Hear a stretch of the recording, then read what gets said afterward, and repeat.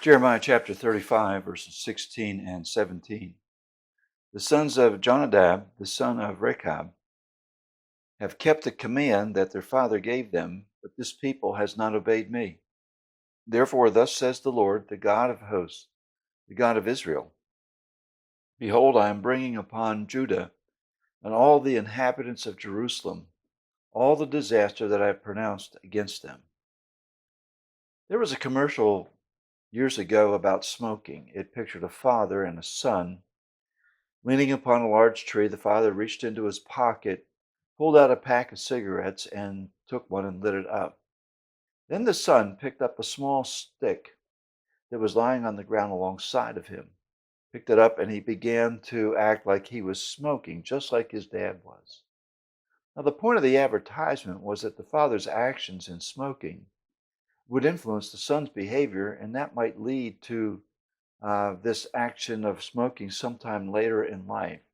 It was a powerful picture of the influence of one's actions that we can have upon another. Now, our actions often speak louder than words. They become object lessons for others with tremendous influence. The object lessons of one life can either be a good influence or one that is bad. And here the Lord used the actions of Jonadab's sons' obedience as an object lesson to point to Israel's failures to obey the law. Jonadab had commanded that his sons would never drink wine, and they were obedient to the father's desire.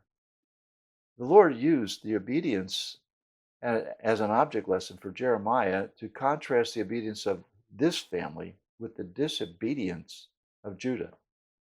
The Lord had Jeremiah take the sons of Jonadab into a room in the temple and ask them to drink some wine. Yet they rejected the prophet's offer, since their father had ordered them never to drink wine. The sons gave an illustration of strict obedience to the father's command, and their obedience to their earthly father was in stark contrast to the people of Judah's response to the commands of the Lord. Jonadab's sons were obedient to their father, while Judah was not obedient to the Lord. So the result of Judah's disobedience was that disaster would come upon the nation. And as a result of their disobedience, the Lord made this declaration: Behold, I'm bringing upon Judah and all the inhabitants of Jerusalem all the disaster that I have pronounced against them. Yet because of Jonadab's sons' obedience, blessing would come upon the line of Rechab. That's Jonadab's father. Let me read it to you from Jeremiah chapter 35, verse 18 through 19.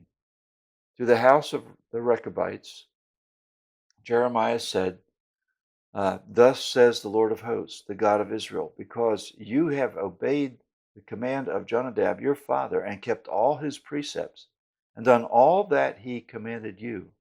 Therefore, thus says the Lord of hosts, the God of Israel, Jonadab the son of Rechab shall never lack a man to stand before me. What is the point for us? It is that our actions provide a strong message to those around us. The message can have an influence for good or for evil. Thus, let us pursue a consistent testimony of God's grace working in us as believers in Jesus Christ. We may not realize it, but people are observing us all the time. They're watching, and they look for consistency in our Christian example. This consistency is only possible as we walk by the Spirit rather than by the flesh, and thus demonstrating the manifestation of the fruit of the Spirit in our lives in every situation that we encounter.